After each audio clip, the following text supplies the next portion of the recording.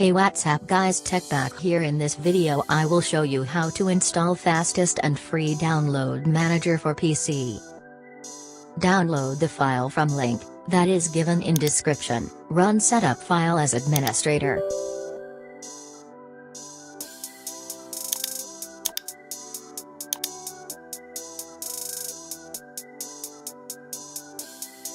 Then choose your desired option and click on next, then install. Once installation is finished, open application.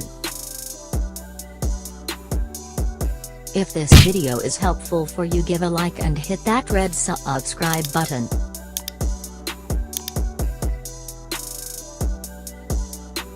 You have to add extension on Google Chrome browser, so click on yes and add it to Chrome browser. In this download manager you can download any torrent file and large files. Now you have successfully installed download manager on your PC. Give a like to this video, and subscribe to my channel, comment below. Thanks for watching guys.